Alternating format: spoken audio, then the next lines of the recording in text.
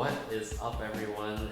C-Tech Productions coming at you one more time, and today we're going to be looking at my CBR F4i. It is a Honda motorcycle. I just want to give you guys a glimpse of it because I told you guys that I had one, and some of you are interested, so here we go. Let's take a look. Alright, so this is a 2001 Honda CBR F4i. This is a 600cc motorcycle, and it is the first year that it came out with fuel injection. So what it does is on startup you don't have to rev the you don't have to turn on the engine to let it run for a bit first before taking off. With the fuel injection you can just basically start it up and take off. But of course it's better to run it up a little bit just to give it a little bit of time before you take off, and that'll help move all the fluids and get the engine ready before you head out. This is an older bike, as you can tell. The styling is a little bit dated, but it's still a great bike for me. Condition when I bought it was exactly like this actually, so it's really clean for 2001. I'll show you a few things that I did to the bike. Here, don't mind the towel. This fender here came down, so what I did was I cut that down so that it's a little bit shorter on the fender, so it just holds the plate. Here you can see it's a little bit dirty, sorry about that. This is an LED tail light. It has the integrated turn signals, so it brakes and then it flashes orange on the left and the right and the left whenever you signal. The rim tape, I taped white rim tape. It's all the way around, reflective. It's a reflective white rim tape, so I thought it would be a little bit more safe to have that. Also, it adds a little bit of style to it. This exhaust, there was a stock exhaust on here. It's a really big long pipe. It's like the old school styling.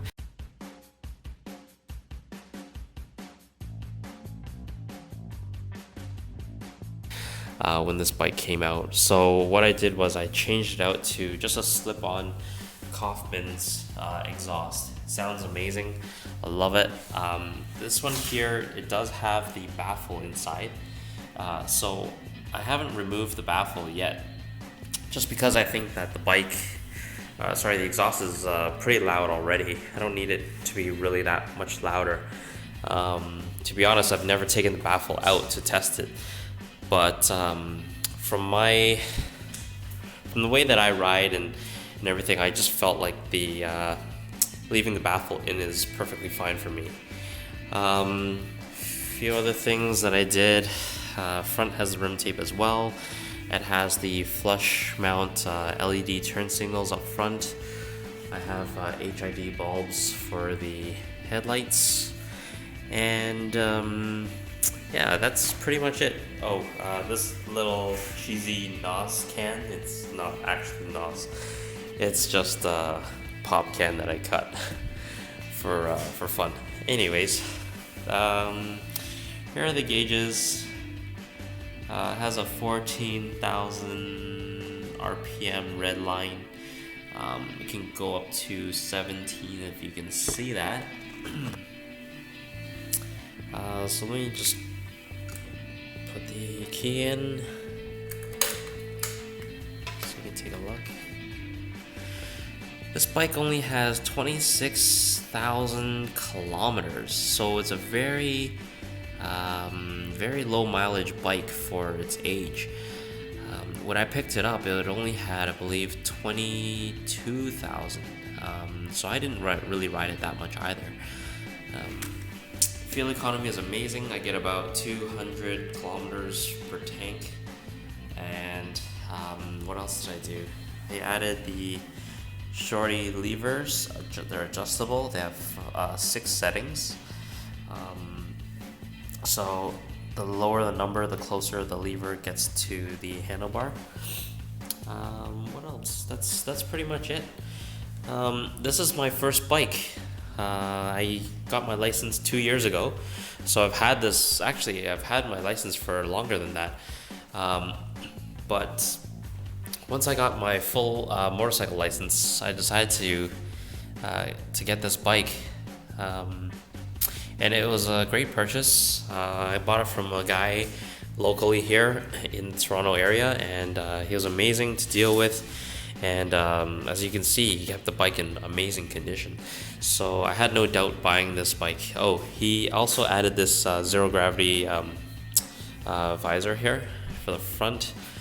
It's a tinted one compared to the stock one. And that's pretty much it. I can start it up. We're in the garage, so it may be a little loud. Louder than if it were to be outside, so here we go.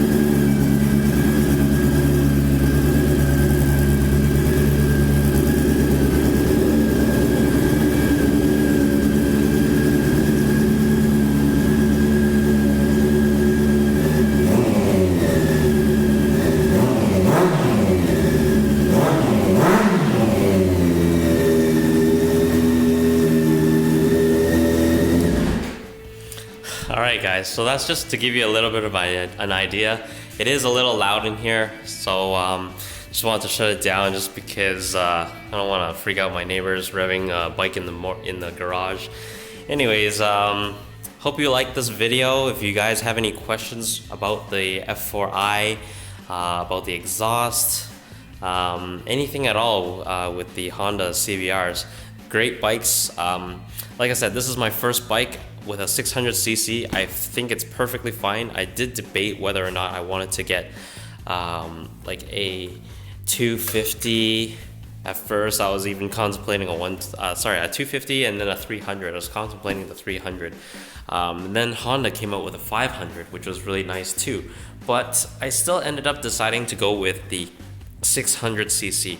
And the reason is because the people that I ride with, my friends and my cousins, they all have 600 and up motorcycles, and I felt like if I had a 250 or a 300, I probably wouldn't be able to keep up with them very, very long.